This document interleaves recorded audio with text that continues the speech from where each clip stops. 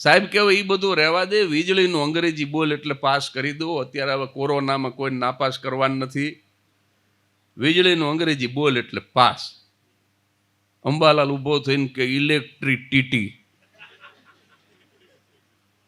સાહેબ કે શું બોલ્યો? કે ઇલેક્ટ્રિસિટી. સાહેબ કે ગેટ આઉટ, કાલ તાર બાપાને લઈને આવજો. બીજે દી એના બાપને લઈને ગયો. એનો બાપ કે શું તકલીફ છે? તમારો છોકરો ઇલેક્ટ્રિસિટી બોલે છે. એનો બાપ કે છોકરો 14 જ વર્ષનો થયો, તમારે એની કેપેસિટી તો જોવી જોઈએ ને ભલા માણસ. કેપેસિટી નહીં જોવાની અને સીધા ગેટ આઉટ. ફી નથી ભરતા અમે. સાહેબ કે શું બોલ્યા? કે કેપેસિટી. તો કે તમારા બાપા જીવે છે? તો કે આ મારા બાપા રનિંગ 72. તો કે કાલે ઈ ભાભાને લઈને આવજો. અત્યારે બાપ દીકરો બેય ગેટ આઉટ. બેન કાઢી મૂક્યા. ત્રીજે દિવસે અંબાલાલના બાપાને ઉપાડ્યા, ઘોડાગાડીમાં નાખીનો. 72 વર્ષના બાપા આવ્યા. આ બાપાએ બહુ અઘરા હો અંબાલાલના. એકવાર સુરત ઘી, એના છોકરાને સુરત ઘી આપવા બાપા જતા હતા, અંબાલાલના ભાઈને. સુરતમાં હીરા ઘસે મોટો ભાઈ. ઘીની બરણી લીધી, 10 કિલો ઘી એલ્યુમિનિયમની બરણીમાં લીધું. એને આમ ભરેલી થેલીમાં નાખ્યું અને બાપા ટ્રેનમાં ચડ્યા. જિંદગીમાં પહેલી વખત ટ્રેન જોતા હતા. બીજી કાંઈ ભૂલ ન કરી. ઊભા રહેવાની જગ્યા નહોતી, પોતે તો ઊભા રહી ગયા, પણ આ બરણી 10 કિલોની પકડીને સુરત સુધી ન જવાય, આને ક્યાંક ટીંગાડી દઉં એટલે હાંકળ આરે બરણી ટીંગાડી. 10 કિલો ઘીનું વજન આવ્યું, ચેન પુલિંગ થયું, વગડામાં ગાડી ઊભી રહી ગઈ. કાળા કોટવાળા 3 ટીટી આવ્યા, જંજીર કિશને ખીંચી. હવે કોઈ ખેંચી હોય તો બોલે ને. એમાં ઓલી બરણી જોઈ ગયા કે યહ કિશને લટકાઈ. બાપાને હિન્દી ન આવડે. એ કે હમને ટીંગાડી સાહેબ, હમને ટીંગાડી. ટીટી કે ગાડી ઊભી રહી ગઈ. બાપા કે મને શું ખબર સાહેબ, ચોખા ઘીમાં આટલી બધી તાકાત હશે. આ ગામડાનું ચોખ્ખું ઘી, આ 10 કિલો ઘી 32 ડબ્બાની ગાડી ઊભી રાખી દી. આવા બાપા. એકવાર દહીં વેચવા ગયા ટ્રેનમાં. દહીં બરણીમાં ભર્યું અને બાપા ભૂલથી લેડીઝ કમ્પાર્ટમેન્ટમાં ચડી ગયા. અને હિન્દી ભાષી બહેનો આમ દ્વારકા જાતી હતી, રાજસ્થાનથી. બાપાને એવા ગગલાવ્યા કે તુમે માલુમ નહીં હમ સબ મહિલાએ હૈ. क्या बाबू के तुम मही लाए हैं तो हम दही लाए. એ વખતે બાપાને હાકળ ખેંચીને ઉતારવા પડ્યા. એ કે આ મહી લાય ને દહીં લાય ગોટે ચડાવે. આ અંબાલાલના ગ્રાન્ડફાધરનો ટૂંકો પરિચય. પાત્ર પરિચય વગર વાત ન મંડાય. આ બાપાને ઘોડા ગાડીમાં નાખીને ત્રીજે દી ઉપાડ્યા મહિલાએ વાળાને. આવ્યા બાપા, શું તકલીફ છે સાહેબ? કેમ બોલાવો પડ્યો? સાહેબ કે તમારો છોકરો 52 વર્ષનો કેપેસિટી બોલે. એનો અંબાલાલ 14 વર્ષનો ઇલેક્ટ્રિસિટી બોલે. મારે ગામમાં વાત કરવી પડી, સરપંચને કહેવું પડ્યું. એમાં બાપાનો મગજ હટી ગયો, ધ્રુજવા માંડ્યા બાપા. એ કે અમે ગામડામાંથી આવ્યા છીએ સાહેબ, ઓછું ભણ્યા છીએ, કદાચ અમને અંગ્રેજી ન આવડે. એમાં નાની એવી વાતની આટલી બધી પબ્લિસિટી હું કામ કરો?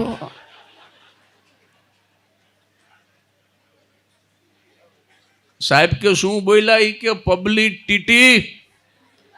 શિક્ષક સીધો પ્રિન્સિપાલની કેબિનમાં, I want to resign. Principal ઊભા થઈ ગયા. એ કે વોટ ઇઝ યોર પ્રોબ્લેમ? અરે પ્રોબ્લેમ ની ક્યાં માંડો, મારું રાજીનામું લઈ લ્યો, નથી કરવી નોકરી. પણ પ્રિન્સિપાલ કે વાત તો કરો. અરે કે સ્ટુડન્ટ ઇલેક્ટ્રિક ટીટી બોલે કાંઈ વાંધો નહીં, પ્રાઇમરી સ્કૂલનો સ્ટુડન્ટ છે, એનો બાપ કેપે ટીટી બોલે એનોય મને વાંધો નહોતો, પણ એના બાપનો બાપ પબ્લિક ટીટી નથી કરવી નોકરી. હું કાલુપુર રેલવે સ્ટેશને પેસેન્જરના કાનમાંથી મેલ કાઢીશ, પણ તમારી નિશાળમાં માસ્તરની નોકરી નથી કરવી. મારું રાજીનામું લઈ લ્યું. પણ પ્રિન્સિપાલ તો કેટલો ડાયો હોય ત્યારે પ્રિન્સિપાલ થયો હોય. પ્રિન્સિપાલ કંઈ જેમ તેમ થવાય. અને બહુ સરસ જવાબ આપ્યો, કેમ ઉતાવળા થાવમાં, આ છોકરો હજુ પ્રાઇમરી સ્કૂલમાં ભણે છે, એને એક વખત યુનિવર્સિટીમાં જવા દો. શિક્ષક કે ક્યાં જવા દઉં કે યુનિવર્સિટીમાં. અને યુનિવર્સિટી કીધું ને માસ્તર ઊભો થઈ ગયો. એ કે હવે સહી નથી કરવી. Resign without sign. હવે તો સહી ન કરાય, સીધો બહાર જ નીકળી ગયો સાહેબ. સ્કૂલના ડેલાની બહાર માસ્તર. પણ આમ જેવો બહાર નીકળ્યો ને એ વખતે મોબાઈલનો જમાનો નહીં સાહેબ. એસટીડી બૂથ જોયું. ડૂબતો માણા તરણું શોધે. એસટીડી બૂથ જોયું એટલે માસ્તરને છેલ્લો વિચાર આવ્યો કે એક વખત હવે તો આ ઓલો કાનમાં મેલ કાઢવાનો ધંધો નથી કરવો, હવે તો મરી જ જવું. હા, પુલ ઉપર ચડી નદીની અંદર પડતું મૂકીને હવે તો મરી જ જવાય. પણ એને એટલો વિચાર આવ્યો કે મરતા પહેલા એક વખત સામે બૂથ છે ને, એક વખત જિલ્લા શિક્ષણાધિકારી સુધી ફરિયાદ પહોંચાડી દઉં. અહીંયા પાઠ્યપુસ્તક મંડળના સાહેબ બેઠા છે અને ઘણા બધા એવા અધિકારીઓ બેઠા છે. આ તો માત્ર હસવા માટે બોલું છું. પરમાર સાહેબ, આંબેડકર યુનિવર્સિટીના સાહેબ આવ્યા છે, એટલે આ બધા આ હળવા થઈ જાય એટલે બોલું છું, માત્ર ઓનલી ફોર ફન. એ કે એક વખત જિલ્લા શિક્ષણાધિકારીને DPO STD PCO, from STD PCO to DPO, માસ્તર કે એક વખત સાહેબને ફરિયાદ કરી દઉં, ખલાસ, પછી મરી જાઉં. અને બૂથમાં ગયો ભાઈ, પ્રાથમિક શાળાનો માસ્તરો, લફળ ફફળ લેંગોન. અને એ વખતના આપણા એસટીડી બૂથના ફોન ખરખટ ખરખટ ખરખટ એમ કરી અને સાહેબ લગાડ્યો. પણ શિક્ષણાધિકારીની ઈમાનદારી જુઓ સાહેબ, નખ કાપતા હતા તો ઊભા થઈને ફોન લઈ લીધો.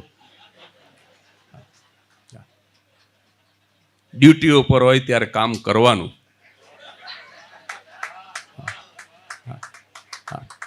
નખ કાપવાનું આવું અગત્યનું કામ મૂકીને ફટ ફોન ઉપાડી લીધો કે મારા જિલ્લામાં કોઈ દુખી ન હોવું જોઈએ.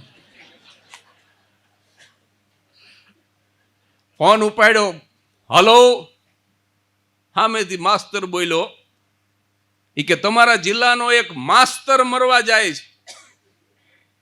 સાહેબ કે શું બોલો કે હા, ફલાણી નિશાળનો માસ્તર મરવા જાય છે.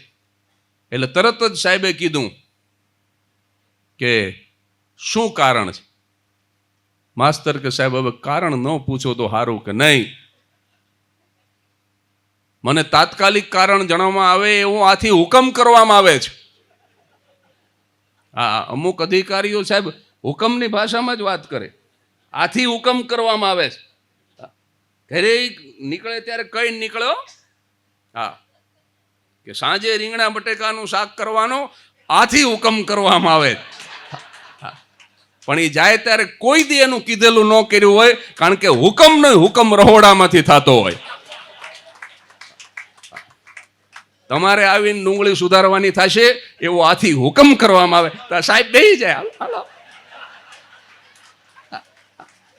આંખમાંથી આંવડા નીકળતા હોય, એક જ આંખમાં ડુંગળીના નીકળતા હોય, એક તો ઘરવાળી સુધાર આવે છે ને એના નીકળતા હોય.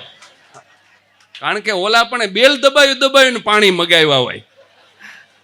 અને અહીંયા સાહેબ આમ લુંગી પહેરીને ફોતરા ઉતારતા હોય. ડુંગળીના ફોતરા ઉતરે અને સાહેબના છોતરા ઉતરે. વગાડો, તાલી વગાડો, ગાંધીનગરમાં બેઠા છો.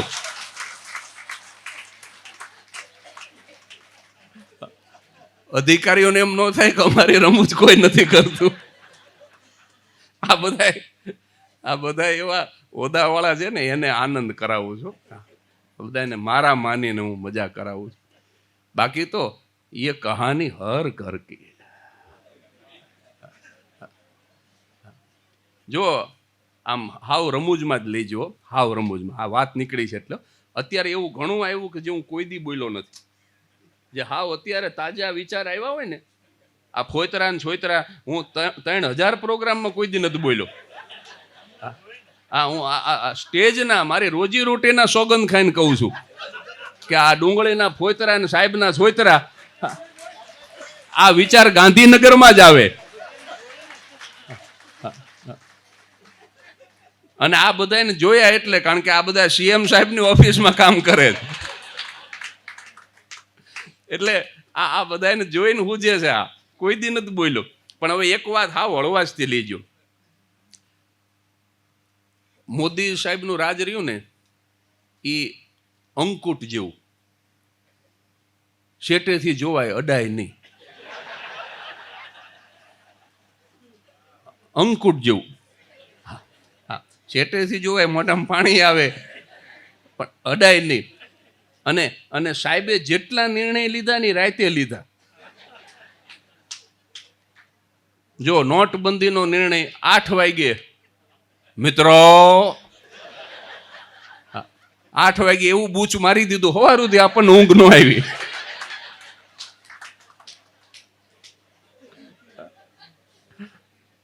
બહેનોએ અનાજના પીપમાંથી 8,000 કાઢ્યા. આ જે કટકી કરેલી જે સાહેબે બહાર કઢાવી છે, અનાજના પીપમાંથી, આ શાક બકાલામાંથી જે કટકી કરી હોય ને, પણ એ 8 વાગે. જો આ 370ની કલમ એ રાત્રે, પછી આ રામ મંદિર રાત્રે, કાશી વિશ્વનાથ રાત્રે. સાહેબ જેટલા નિર્ણય લીધા, જો મારી વાત સાચી લાગે તો તાલીથી વધાવજો. હજી બોલવા તો દ્યો. આટલી બધી વધાવવાની હું ઉતાવળ છે તમને?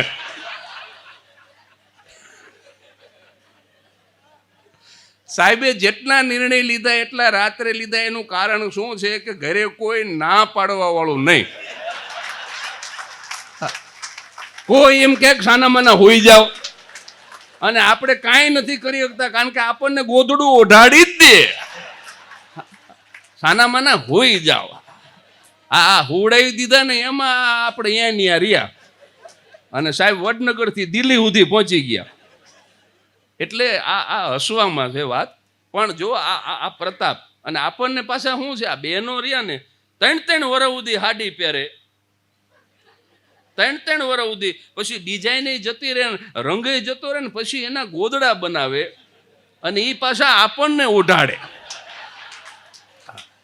હવે એ બૈરાની હાડી ઓઢીને હુતા હોય, એ નિર્ણય લઈ શકે કાંઈ?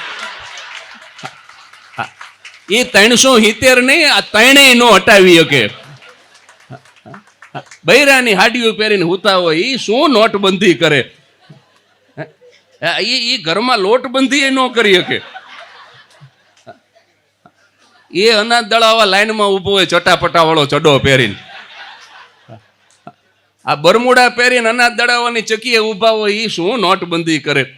બરમુડામાંથી હાવણી જેવા પગે બહાર નીકળ્યા હોય, પાછા એના ઉપર એટલા બધા વાળ હોય, પગ છે કે પગ લૂછણી હોય, એ નક્કી ન થાય. આ હું નોટબંધી કરવાના હતા, લોટબંધી ન કરીએ કે આપણે સાહેબ. એટલે મને ગમે કે ભાઈ અમુક નિર્ણયો જે સાહેબે લીધા એ બહુ મહત્વના લીધા, અને એ લઈ શકે સાહેબ, લઈ શકે. આ માણસ, એનામાં શક્તિ છે. હું તમને હાસ્યના રંગે રંગી અને વાતને રજૂ કરું છું. પણ સાહેબ, 1 વર્ષો પહેલા નરેન્દ્ર દક્ષિણ ભારતની અંદર મળ્યો હતો, અને બરાબર એના બીજા છેડે વર્ષો પછી નરેન્દ્ર મળ્યો છે મને ને તમને સાહેબ. આ તો હાસ્યનો કાર્યક્રમ છે. હું ગંભીર પ્રવચન કરવા માંડું તો કોઈ ન બેહે, એટલે મારે સાહેબ હસતા હસાવતા વાત કરવી પડે છે. કારણ કે એક એવો શેર છે મનોજભાઈ, હું શબ્દો ભૂલું છું, પણ જીવનની દુઃખ કથા પણ મારે હસતા રહીને કહેવી પડી. શબ્દ થોડા કામ તેમ થાય છે, કારણ કે બોલ્યો નથી જાહેરમાં ક્યારેય, પણ વાત કંઈક એવી છે કે જીવનની દુઃખ કથા પણ મારે હસતા રહીને કહેવી પડી. શું કામ? કે બધાને મારામાં રસ હતો પણ લાગણી નહોતી. ઇન્ટરેસ્ટ તો બધાને હતો પણ લાગણી નહોતી. એટલે અત્યારે જમાનાને તમારે બેસાડવો હોય, અત્યારે આટલી વ્યસ્તતા વચ્ચે આટલું મોટું ક્રાઉડ, આ એકલો બેઠો બેઠો બોલું છું,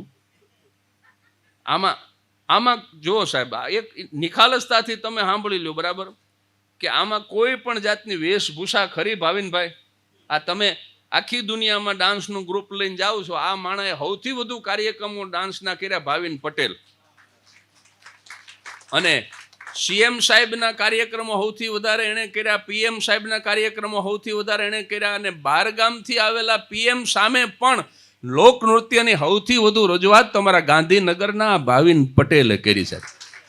આ ડાન્સ ડિરેક્ટર છે, એની સંસ્થાનું નામ પનઘટ ને, પનઘટ સંસ્થાના ડાન્સ ડિરેક્ટર મારા પરમ મિત્ર છે. અને આ મારી રાષ્ટ્રપતિ ભવનમાં કર્યો. અને ઓલા આવ્યા હતા ને ભાઈ શી જિનપિંગ એ વખતે તે ભાવિનભાઈ આમ હાલતા હતા. અને મેં અંબાલાલને કીધું, મેં કીધું ચાઇનાના પ્રેસિડેન્ટ બોલાવ્યા. મને કે બોલાવ્યા ને ચાઇનાના બોલાવ્યા, મને કે ઓરિજિનલ ન બોલાવાય. પણ પછી અમને ખબર પડી ખરેખર ડુપ્લિકેટ હતો, કારણ કે અહીંથી રોટલો ખાઈને ગયો, હજી રોટલો પચ્યો નહોતો ને પાકિસ્તાનને સપોર્ટ કરવા માંડ્યો. એ ઓરિજિનલ ક્યારેય ન હોય સાહેબ. ખીચડીનો રોટલો રિવરફ્રન્ટ ઉપર મોદી સાહેબ અરે એણે ખાધો, આપણો રોટલો પચ્યો નહોતો. અને ચાઇનાનું કાંઈ ન ટકે, આ કોરોના અભાગ્યો કેમ ટક્યો?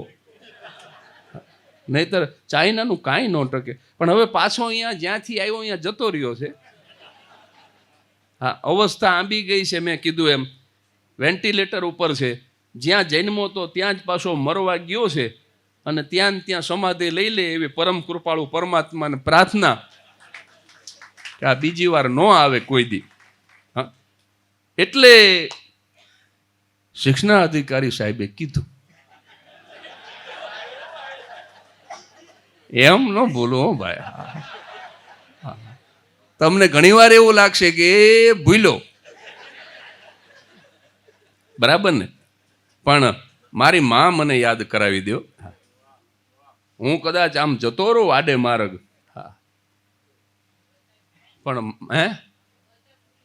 પણ એટલે તમે પ્રોગ્રામ નથી આપી શકતા, નહીતર તો મારો ધંધો ભંગાવી નાખો એવા છો. પણ તમે ભૂલી જાઓ છો, અને મારી માં મને ભૂલવા નથી દેતી. ઓલા બેન રાજી થઈ ગયા, એ કે અમે બધાએ ભૂલી ગયા હતા, તમને યાદ આવ્યું. બેન, આજ ગોડ ગિફ્ટ છે, બીજું કશું જ નથી. આમાં કોઈ પણ પ્રકારની વેશભૂષા નથી. મેં કીધું ને પનઘટમાં તો કેવા પોશાક મોંઘા મોંઘા આ બધા પહેરે. હવે આ મારે તો આમાં રંગે નહીં. પેલા તો કલરફુલ આવું બધું પહેરતો હતો,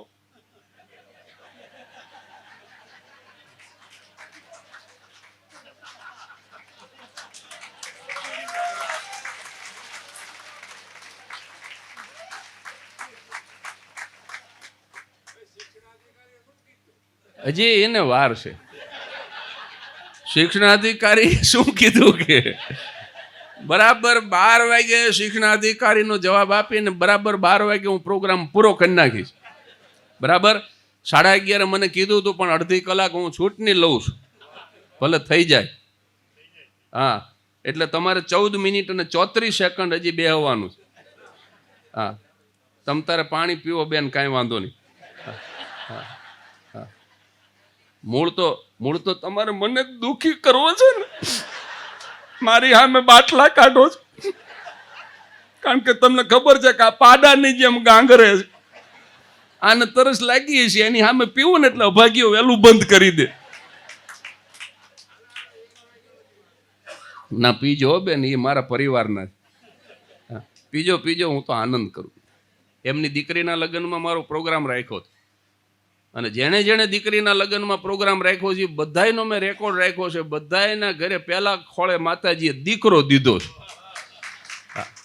તો આ કઈ જેવો તેવો કલાકાર છે?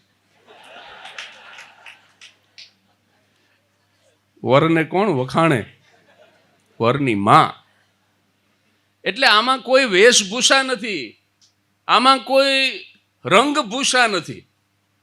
આ બેનના ઘરે હું જમવા ગયો તો, પ્રમુખ સાહેબ ને આપણા મનોજભાઈ ને હું, તે કોઈને ખબર ન પડે એમ અહીંયા વોશ બેસિન જે છે ગેંડી, અહીંયા ટેલકમ પાવડરનો ડબ્બો બેને રાખ્યો છે. તે કોઈને ખબર ન પડે એમ થોડુંક આમ કરીને કરી લીધું, કરધણી જોવે નહીં એમ. બાકી સ્પેશિયલ કોઈ રંગભૂષા મેકઅપ કરતો નથી સાહેબ. એટલે આમાં નથી વેશભૂષા, આમાં નથી રંગભૂષા, આમાં નથી પ્રકાશ આયોજન, આમાં કોઈ સ્પેશિયલ લાઇટ ઇફેક્ટ નથી, આમાં નથી કોઈ સંગીત નિયોજન. નહીતર અહીંયા ગંભીર વાત હું કરતો હોઉં ને પાછળ ધીમે ધીમે ધીમે ધીમે વાયોલિન વાગતું હોય તો વાતની ઇફેક્ટ ડબલ થઈ જાય, પણ એવું કશું જ હું રાખતો નથી. એટલે પ્રકાશ આયોજન નથી, સંગીત નિયોજન નથી, ન રંગભૂષા ન વેશભૂષા, અને છતાંય એકલો બેઠો બેઠો બોલું છું, ગાતો નથી, બીજો કોઈ કલાકાર નથી. 9:30 વાગે શરૂ કર્યું છે, 12 વાગે પૂરું કરવાનું છે, અને છતાંય એટલું ને એટલું માણા બેઠું છે. હવે જો હું ફાંકો રાખું કે આ જગદીશ ત્રિવેદીને કારણે બેઠું છે, તો મારાથી મોટો કોઈ મૂર્ખ ન કહેવાય સાહેબ. આ બેઠું છે એ સાહિત્ય પ્રત્યેના પ્રેમના કારણે બેઠું છે. આ બેઠું છે એ હાસ્ય પ્રત્યેના પ્રેમના કારણે બેઠું છે. અને બાકી તમને બેસાડતી હોય તો આ મારી સરસ્વતી તમને બેસાડે, બાકી મારી કોઈ તાકાત નથી સાહેબ. અને એવા એવા માણસો બેઠા છે કે પોતાની ખુરશીમાં હળંગ કોઈ દી 3 કલાક નહીં બેઠા હોય. એવા એવા અધિકારીઓ બેઠા છે કે ન લાગી હોય તો એ બાથરૂમમાં જાય અને અહીંયા જઈને ફાકી ફાકી ખાઈ લે, મેચનો સ્કોર પૂછી લે, એકાદા આડાવાળા ફોન કરી નાખે, પણ એક ધારા ન બેહે એવા સાહેબો અહીંયા 9 વાગ્યાના બેઠા છે. એટલે કોણ? હા, પપ્પાને. હા, બુચ સાહેબ 86 વર્ષની ઉંમરે, હા 86 વર્ષની ઉંમરે પહેલી વખત આવ્યા છે. અને હવે સાહેબ જિંદગીમાં ભૂલ કરે તો કહેજો.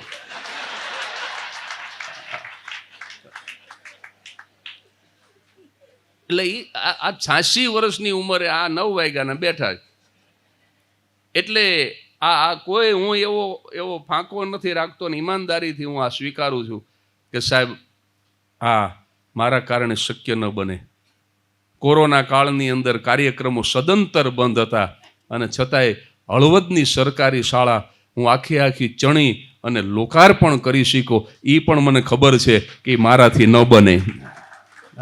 હું એમ કહું કે આ મેં બનાવી દીધું નહીં સાહેબ, આ કોઈ શક્તિ કામ કરે છે ને એ મને નિમિત્ત બનાવે છે, એટલે આ બને છે સાહેબ, નહીતર ન બને. એટલે બસ આપણે હવે 12 મિનિટ બચી છે. તમારી કોઈ ફરમાઈશો તો કહી દેજો. શિક્ષણાધિકારી પાસે હું જવાનો છું. હા, એક બહુ સારી ફરમાઈશ, સારું કર્યું યાદ કરાવ્યું. મને આ પ્રોગ્રામ નક્કી કર્યો ત્યારે એમણે શરત કરી હતી કે આ એક પ્રસંગ તો કહેજો જ, એ જ ભૂલી જાત જો આ અધિકારીઓની લપમાં આવું થાય.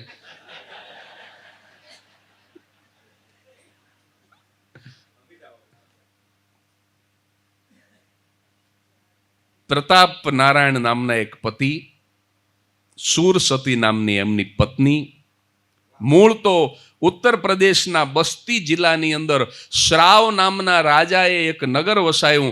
શ્રાવે જે વસ્તી વસાવી એટલે એ ગામનું નામ શ્રાવસ્તી પાડવામાં આવ્યું, જ્યાં કાયસ્થ કુળના લોકો વધારે રહેતા હતા. કાયસ્થ લોકો, કાયસ્થ કોમ, એટલે એમણે આ શ્રાવસ્તી નગર ઉપરથી, આપણે કેમ બોટાદ હોય તો બોટાદકર લખીએ, એમ શ્રાવસ્તી નગર ઉપરથી પોતાની અટક શ્રી વાસ્તવ્ય એમ લખતા જે કાળક્રમે શ્રી વાસ્તવ થઈ. એટલે અત્યારે જેટલા શ્રી વાસ્તવ તમને જોવા મળે, સાહેબ તપાસ કરો ને તો એના મૂળ છે ને એ ઉત્તર પ્રદેશના બસ્તી જિલ્લાના શ્રાવસ્તી નગરમાં નીકળે. અને આ જે કાયસ્થ લોકો હતા એમને છૂત અછૂતના ભેદભાવથી કંટાળી અને નક્કી કર્યું કે આપણે માઇગ્રેટ થવું છે. એટલે એક આખું ટોળું શ્રાવસ્તીથી માઇગ્રેટ થઈ અને પ્રતાપગઢ જઈને વસ્યા. અને એ ટોળાની અંદર એક મનસા નામનો કાયસ્થ પુરુષ હતો. અને મનસાની 6ઠી પેઢીએ પ્રતાપ નારાયણનો જન્મ થયો.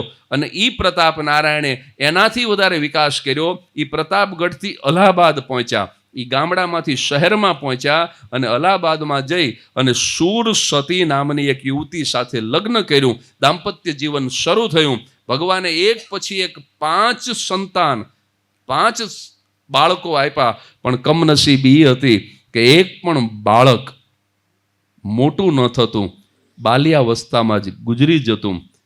અને 6ઠી વખત જ્યારે શૂર સતીને ગર્ભ રહ્યો, મનોજભાઈની ફરમાઈશ, અને ત્યારબાદ આપણે બરાબર 12ના ટકોરે વાત પૂરી કરીએ.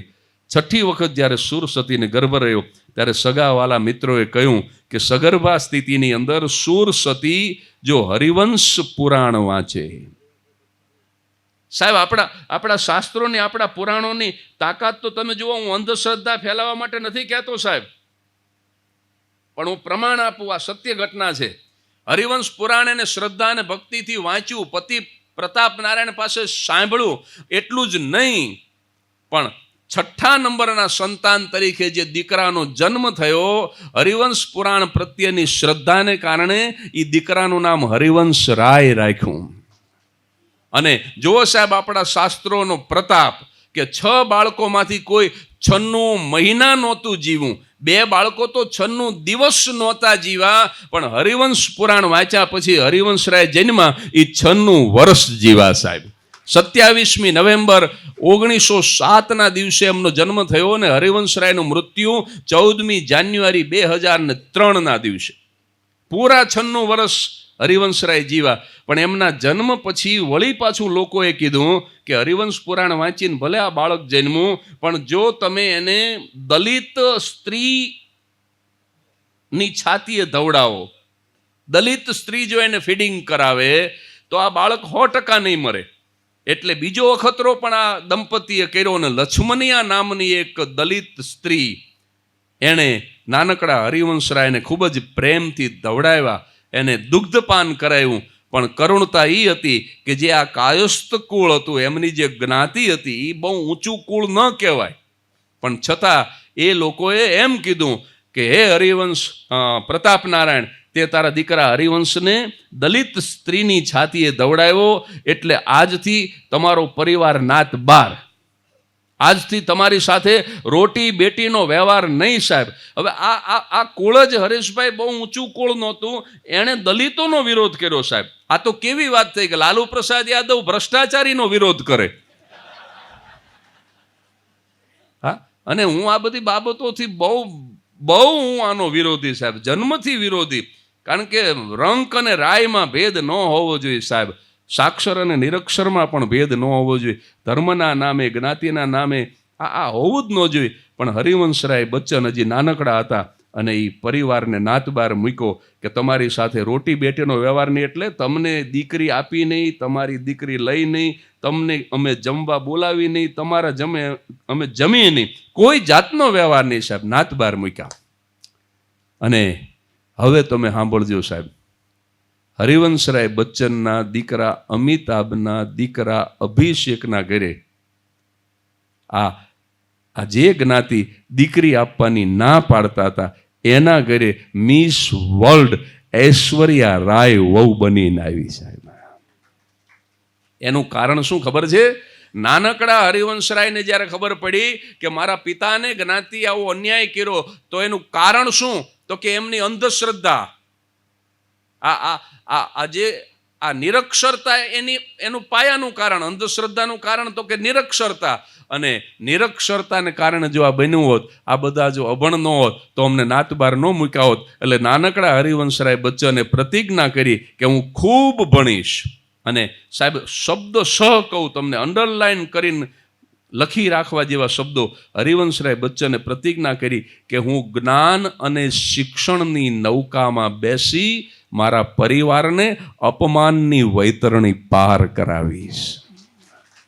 આ શિક્ષણનું શું મહત્વ છે સાહેબ, એનું પ્રમાણ છે આ સત્ય ઘટના. હું જ્ઞાન અને શિક્ષણની નૌકામાં બેસીશ. અને શરૂઆતમાં મેં જે પ્રસંગ કીધો, પીએચડી કરવા ગયા ને કેટલા દુઃખી થયા, એ આ ભણવાની પ્રતિજ્ઞા કરેલી. આ મૂળ તો બાળપણથી એ રોપાઈ ગયેલા હતા.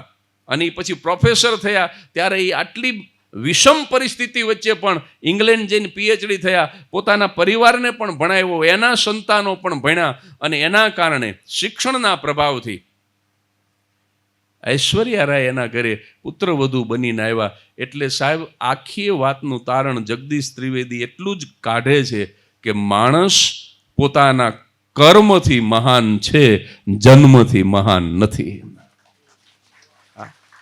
માણસ હંમેશા કર્મને કારણે મહાન બને. સાહેબ, ઉચ્ચ કુળની અંદર જન્મ થયો પણ એના કર્મ જો સારા ન હોય તો હું એને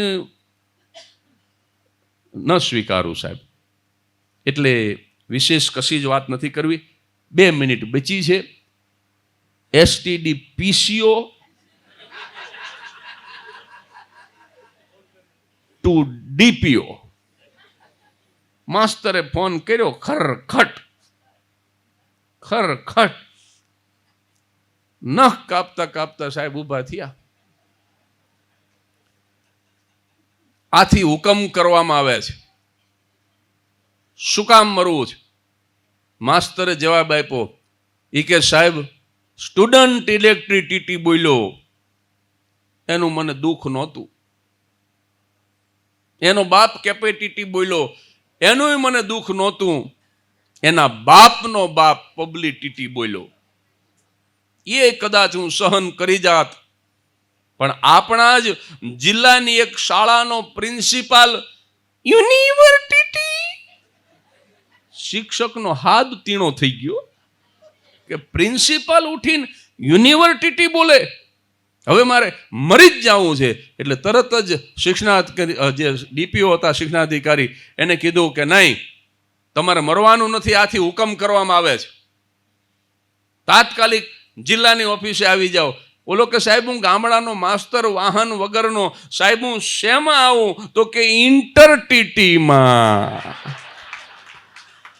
પછી શિક્ષકે ત્યાં દોયડું વીંટ્યો. એ કે હવે નદી સુધી ધક્કો નથી ખાવો. એ જ ફોનનું દોયડું વીંટી અને એસટીડી પીસીઓના બૂથમાં જ માસ્તર પડ્યો. હે રામ બોલી. એટલે બસ 12 વાગવાને 2 મિનિટની વાર છે. એક ભાઈ ઘડિયાળ બહુ સારી પહેરી હતી. મેં કીધું કેટલાની લીધી? મને કે એ ખબર નથી. મેં કીધું તો ભેટ આવી છે. મને કે ના, હું પોતે લઈ આવ્યો. મેં કીધું તોય તમને કિંમતની ખબર નથી? મને કહું લેવા ગયો ને તાર દુકાનવાળો દુકાનમાં નહોતો. એક બેન રોજ કટલેરીની લારીએ જાય, રિબિન દેખાડો, લિપસ્ટિક દેખાડો, રૂમાલ દેખાડો, જોવે બધું, કાંઈ લે નહીં. 8મે દી બેન આવ્યા તો લારી વાળો લાલ ગુમ થઈ ગયો. એ કે બેન, તમે 8 દીથી આવો છો ને કાંઈ લેતા નથી. ઓલા બેન કે હું રોજ લઈ જાઉં છું, પહેલા તારું ધ્યાન નથી રહેતું, બાકી ઝપટ તો હું રોજ કરી લઉં. એટલે છેલ્લી જે 1 મિનિટ વધી છે એની અંદર એક સરસ મજાની જાહેરાત કરી દઉં. તાજેતરમાં મારા 5-6 પુસ્તકો હાસ્યના પ્રગટ થયા છે. હાસ્યના અને કવિતાના અને ફિલોસોફીના અને નાટકના, આ બધા મળી અને 72 પુસ્તકો હું લખી શક્યો. એ ઈશ્વરની કૃપા છે.